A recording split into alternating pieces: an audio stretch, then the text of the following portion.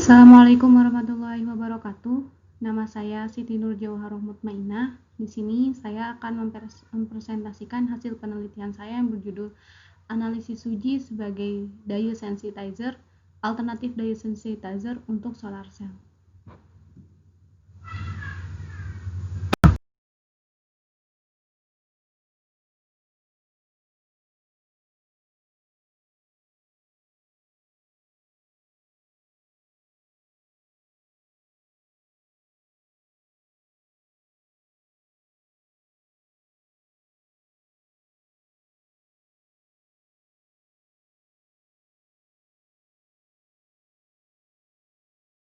Kemudian, apa itu sel surya?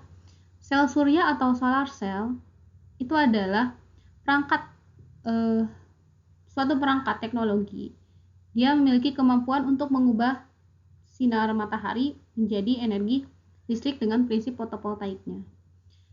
Adapun DSSC sebagai sel surya generasi ketiga itu dikembangkan sebagai alternatif dari material sel surya dengan pengaplikasian fotoelektrokimia, di mana penyerap dayanya itu adalah molekul daya itu sendiri sebagai pewarna alami, sehingga peningkatan efisiensi konversi sinar matahari menjadi energi semakin tinggi.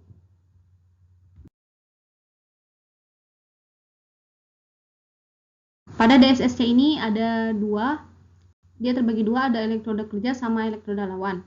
Elektroda kerjanya dia terdiri dari semikonduktor yang sudah direndam dengan daya sehingga di dalam semikonduktor tersebut sudah terserap ada campuran dari daya. Kemudian di atasnya ada elektrolit. Kemudian untuk elektroda lawannya di situ ada FTO, kemudian karbon. Nah, nanti karbon yang saya gunakan itu adalah pensil yang sudah dibakar dengan lilin. Nah, di sini ada komponen-komponen inti yang saya gunakan pada penelitian. Yang pertama adalah karakteristik dari semikonduktor TiO2. Mengapa saya memilih semikonduktor TiO2? Karena yang pertama, semikonduktor ini dia bersifat inert. Kemudian dekomposisi pada suhunya itu di 1640 derajat sebelum meleleh, larut dalam asam sulfat. Kemudian semikonduktor yang stabil terhadap fotokorosi dan korosi. Nah, stabil pada temperatur tinggi dan bereaksi lambat, dan terakhir dapat menyerap sinar UV dan optik yang sangat baik. Untuk semikonduktor campuran yang saya gunakan itu adalah ZNO, di mana ZNO dia memiliki karakteristik ketahanan pada tegangan tinggi, kemampuan mempertahankan medan listrik yang besar, kemudian memiliki karakteristik semikonduktor tipe N, dan semikonduktor yang kurang stabil pada lingkungan korosif. Namun ZNO memiliki titik leleh di antara 2248 Kelvin dan mobilitas elektronnya adalah 200 cm persegi. Nah, harapan saya, di mana pemberian campuran dari ZNO pada TiO2, karena ZNO memiliki konduktivitas yang besar, sedangkan TiO memiliki ketahanan yang tinggi, harapan saya dari kedua campuran ini bisa menjadikan efisiensi yang lebih besar. Adapun daya sensitizer yang saya gunakan itu adalah daun suji, karena dia adalah zat pewarna alami yang diperoleh dari hasil ekstrak pada bagian tumbuhan daun, kemudian mengandung banyak klorofil menurut penelitian Pradimukti. Nah, di dalam daun suji pun dia mengandung flavonoid yang bersifat polar, dan pelarut-pelarut yang saya gunakan pun dia bersifat polar juga, jadi nanti akan mempengaruhi. Kemudian tumbuh di daerah dengan iklim tropis dan subtropis, di mana di dalam daun suji dia ada dua klorofil. Pada klorofil A, dia mempunyai gugus metil yang bersifat kurang polar dan berwarna biru hijau, sedangkan pada klorofil B, dia mengikat gugus formil CHO yang bersifat polar dan berwarna kuning hijau.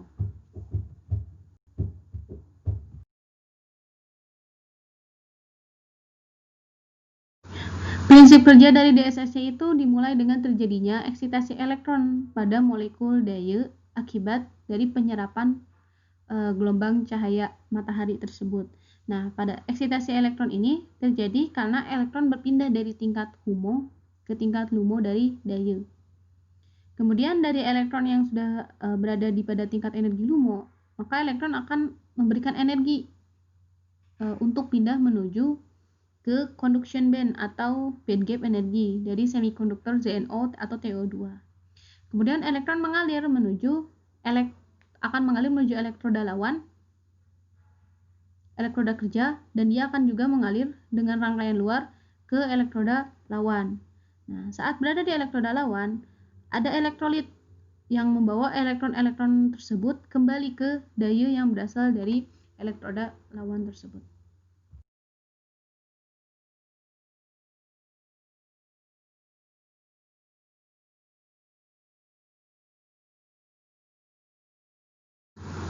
Nah, untuk yang pertama itu adalah tahap ekstraksi. Daun suji yang dibersihkan di oven dulu selama 20 menit pada suhu 70 derajat untuk menghilangkan kadar air yang setelah dibersihkan. Kemudian, daun suji tersebut dipotong kecil-kecil. Setelah di oven, dipotong kecil-kecil, dihaluskan selama 3 menit dan dimasukkan ke dalam pelarut aseton dan satu lagi pelarut etanol. Dengan perbandingan yang saya lakukan itu adalah perbandingan 1:20. Nah, setelah itu diamkan daun suji yang sudah diberi pelarut itu dia sudah bernama daya.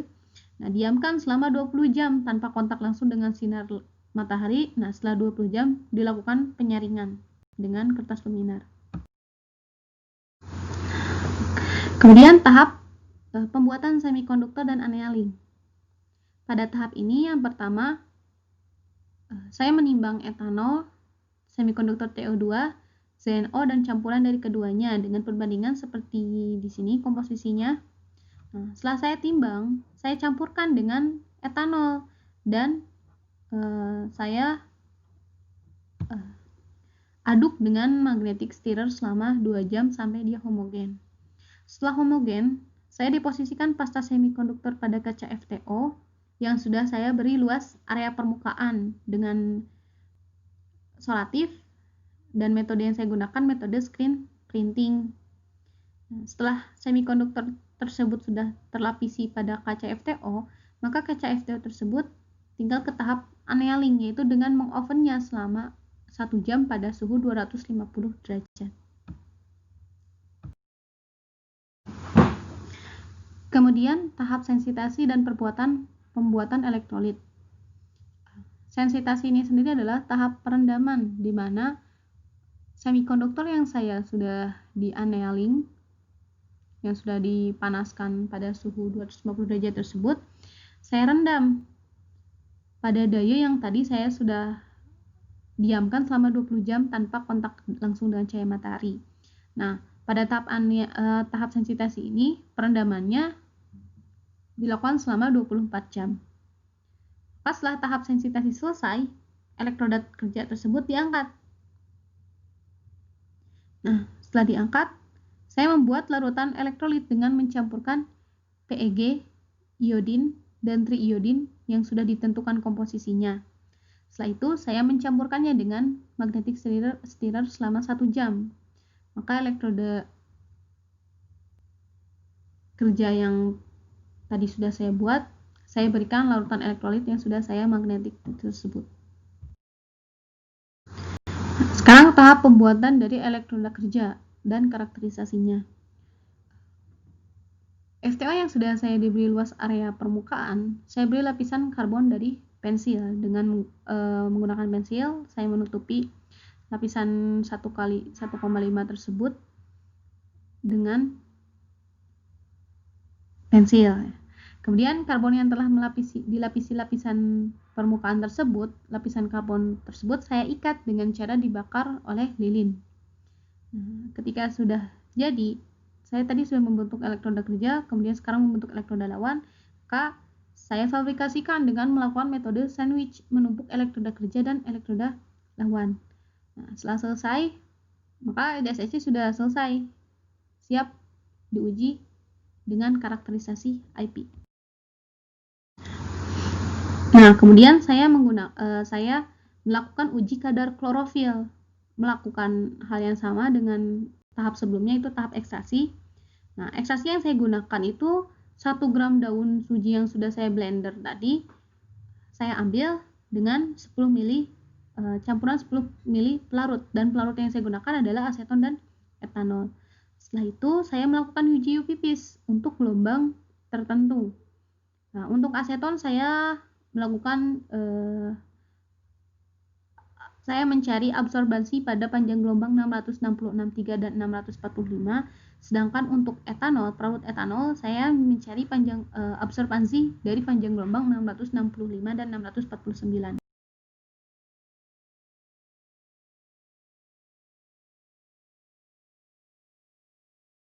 Yang pertama adalah hasil uji karakterisasi sifat optik pada daya. Ekstraksi dari daun suji yang saya gunakan ketika sudah saya uji UPPs, ternyata puncak gelombang pada daun suji pelarut aseton dia berada pada panjang gelombang 655 dengan nilai absorbansi 3,678%. Sedangkan untuk pelarut etanol didapatkan panjang gelombang 656 dengan absorbansinya itu adalah 3,612%. Spektrum cahaya tampak dari suji adalah hijau kebiruan, sehingga warna yang diserapnya adalah warna merah, sehingga skala spektrum cahaya tampak pada panjang gelombang yang dihasilkan menurut literatur adalah dia berada pada rentang 610 sampai 800 nanometer. Dan ya benar, panjang gelombang yang saya dapatkan untuk aseton 655 dan untuk etanol 656. Untuk absorbansinya yang paling besar itu ada pada daun suji aseton. Ini adalah morfologi pada lapisan tipis yang sudah dibuat semikonduktor TiO2. Di sini sesudah proses perendaman tersebut terlihat bahwa TiO2 sebelum perendaman, setelah perendaman, TiO2 memang memiliki ketahanan yang bagus sehingga bersifat inert dan stabil terhadap fotokorosi dan korosi saat dilakukan perendaman yang hanya memiliki sedikit pengurangan pada lapisan permukaan. Di sini tidak ada sedikit pun cacat, ya hanya sedikit bolong-bolong dari perendaman TiO2. Sedangkan pada semikonduktor ZNO di sini mungkin sebelum perendaman dia utuh, tapi setelah mengalami perendaman, bahkan pada etanol ini menjadi kerusakan morfologi, karena memang ZNO itu dia kuat di konduktivitasnya, namun daya tahan ZNO dia lebih singkat dibandingkan TiO2. Apalagi di yang tadi di semikonduktor TiO2 etanol dia mengalami bolong sedikit, tapi pada ZNO etanol mampu merusak dari permukaan ini. Ya, mengalami penurunan konduktivitas listrik yang disebabkan terjadinya proses resapan kimia, yaitu resapan gas oksigen yang ada pada struktur ZNO itu sendiri. Karena permasalahan tadi akhirnya mencoba untuk mencampurkan antara TiO2 dengan ZNO. Nah, dan hasilnya memang benar. Ketika TiO2 dan ZNO sebelum perendaman dia utuh. Nah, setelah perendaman, ZNO pada aseton dan ZNO pada etanol, kandungan dari ZNO dia memang mempengaruhi konduktivitas listrik. Kemudian TiO2 pun mempengaruhi pada morfologinya, sehingga di sini tidak terlalu ada cacat pada morfologinya. Nah, harapannya campuran dari ZNO ini dia mempengaruhi pada konduktivitas listriknya juga. Di sini ada hasil uji karakterisasi sifat listrik pada DSSC. Hasil uji tersebut didapatkan bahwa dengan intensitas cahaya yang diberikan yang berbeda dihasilkan nilai fill factor yang berbeda pula dan efisiensi yang hampir mendekati. Pada TiO2 dan aseton, TiO2 aseton dan etanol, yang paling besar itu pada aseton, karena kembali lagi seperti hasil UPPs bahwa aseton memiliki daya serap yang lebih besar. Nah, kemudian etanol dia di bawah. Tapi untuk ZNO aseton dan ZNO etanol dia memiliki efisiensi besar. Untuk aseton dia lebih besar daripada TiO2 aseton. Ya, dan benar seperti dasar teori sebelumnya bahwa ZNO memiliki konduktivitas listrik yang besar dan TiO2 hanya memiliki ketahanannya. Maka harapan saya pada campuran TO2 dan ZNO aseton dengan absorbansi yang besar pada aseton, ini seharusnya meningkatkan efisiensi. Ternyata pada pencampuran TO2 dan ZNO tidak menghasilkan efisiensi, tapi dia mempengaruhi pada morfologinya.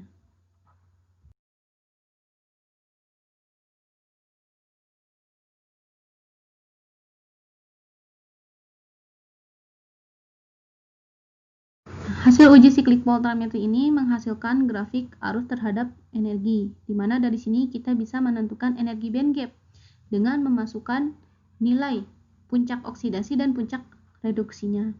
Didapatkan bahwa puncak oksidasi dan reduksi pada pelarut aseton adalah 0,4635 dan 0,10482 volt, sehingga nanti kita masukkan kepada rumus LUMO dan HOMO dari hasil dari puncak oksidasi dan reduksi ini. Nah, akhirnya didapatkan bahwa nilai LUMO-nya adalah minus 4,5 dan nilai HOMO-nya minus 4,8, sehingga energi band gap-nya adalah 0,35. Nah, di sini energi band gap-nya mendekati 0. Sesuai teori bahwa energi band gap pada pelarut harus lebih kecil dibanding energi band gap dari semikonduktor, agar nanti ketika sudah tereksidasi dia mudah untuk loncat ke energi band gap pada semikonduktornya. Nah, di sini energi HOMO dan energi LUMO, di mana LUMO lebih besar daripada energi HOMO. Pada HOMO, artinya saat elektron berada pada HOMO, dia mungkin memerlukan energi yang besar untuk loncat ke LUMO, tapi di LUMO, dia karena energinya besar, sehingga dia mempercepat elektron berpindah ke semikonduktor dari band gap semikonduktornya, sehingga mempengaruhi karakteristik sifat listrik. Nah, di sini pada hasil uji etanol, siklik voltammetri etanol, didapatkan nilai puncak oksidasi dan reduksinya itu adalah 0,5 dan 0,0473. Nah, sehingga LUMO dan HOMO-nya menghasilkan energi band gap 0,46. Dia masih lebih besar dibanding yang aseton, tapi di sini pun nilainya hampir mendekati 0. Artinya pelarut etanol aseton itu bersatu dengan, ketika dia dicampurkan dengan suji, dia cocok untuk menjadi pelarut dye sensitizer-nya. Nah, tapi di sini LUMO dan HOMO-nya yang lebih besar nilainya itu adalah HOMO yang berada di bawah. Artinya saat naik dia lebih besar kan, karena dia naik ke atas mungkin dia cepat, tapi dari LUMO-nya untuk pergi ke band gap-nya dia sedikit karena energi yang dia lebih kecil, jadi sedikit agak lama. Nanti dia berpengaruh terhadap karakteristiknya, sehingga di karakteristik kan yang aseton itu sudah absorbansinya lebih besar, nilai siklik voltammetrinya dari band gap-nya pun lebih besar, sehingga karakteristik listriknya pun aseton itu selalu lebih tinggi dibanding yang etanol. Nah, nilai perbedaan pita energi yang semakin kecil mengindikasikan bahwa semakin mudah suatu elektron berpindah dari tingkat energi rendah atau dari tingkat HOMO ke tingkat LUMO.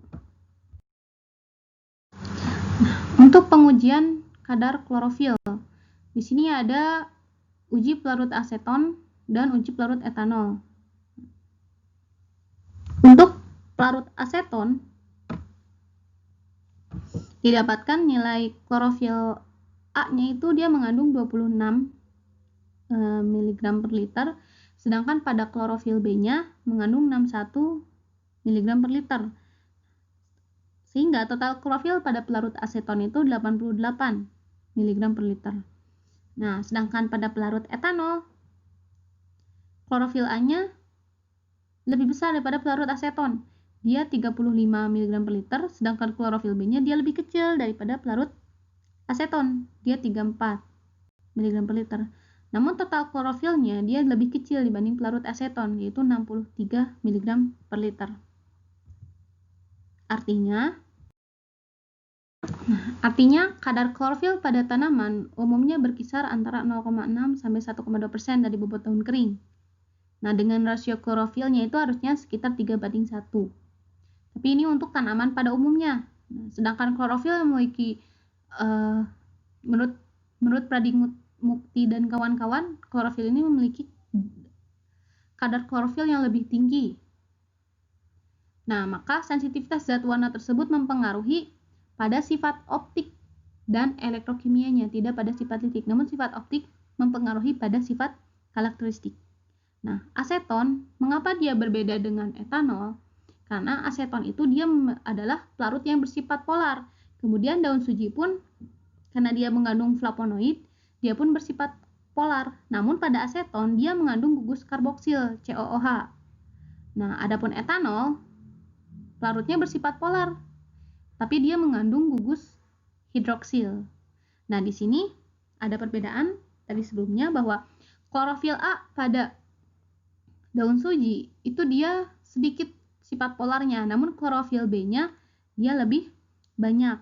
Nah, di sini kan didapatkan dari data sebelumnya bahwa klorofil A pada daun suji aseton dia lebih kecil karena mengandung polaritas sedikit. Nah, berbeda dengan klorofil B-nya. Di aseton, klorofil B-nya lebih besar. Nah, tapi pada klorofil A di etanol, justru dia malah lebih besar sedikit ya. Lebih besar tapi masih lebih hanya beda sedikit. Dan di klorofil B-nya pun dia meningkat sedikit, namun lebih besar pada klorofil B-nya. Sehingga itu mengapa kadar klorofil pada aseton dia lebih besar.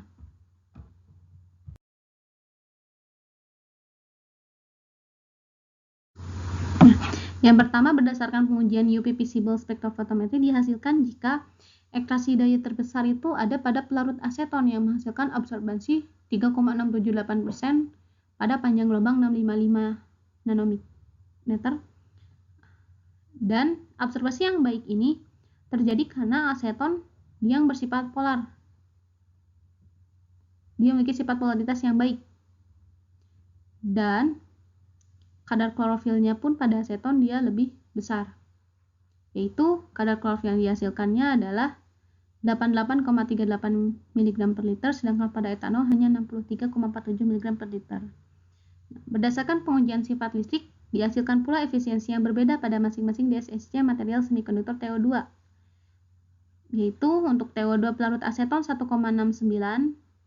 dengan pemberian dopingan ZNO pada TO2, karena ZNO yang memiliki konduktivitas yang besar dan TO2 yang memiliki ketahanan yang tinggi. Namun, komposisi 1:1 tidak menambah efisiensi menjadi paling baik yang dapat disimpulkan dari karakteristik sifat listrik DSSC ini.